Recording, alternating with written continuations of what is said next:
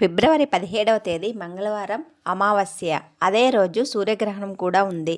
ఇది సాధారణ రోజు కాదు, అత్యంత శక్తివంతమైన రోజు. ఈ రోజు షష్టగ్రహ కూటమి యాగం ఉండడం వల్ల ఆధ్యాత్మిక శక్తి మరింత పెరుగుతుంది. ఈ రోజున ఒక చిన్న పరిహారం చేస్తే అప్పులు తగ్గి ధన సమస్యలు తొలగిపోతాయి, మహాలక్ష్మి అనుగ్రహం లభిస్తుందని శాస్త్రాలు చెబుతున్నాయి.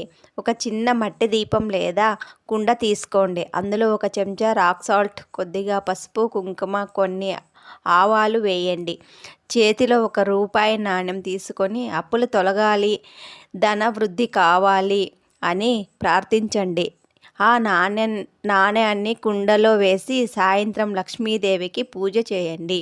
రాత్రంతా పూజ గదిలో ఉంచి మరుసటి రోజు ఉదయం ఆ కుండను వేప చెట్టు లేదా రావి చెట్టు కింద ఉంచండి. ఈ చిన్న పరిహారం మీ జీవితంలో ఆర్థిక మార్పు తీసుకురావచ్చు. లక్ష్మీ కటాక్షం మీ ఇంటికి చేరాలి అంటే ఈ వీడియోను షేర్ చేయండి, లైక్ చేయండి. మరిన్ని వీడియోల కోసం సబ్స్క్రైబ్ చేసుకోవడం మర్చిపోకండి. ఓం నమో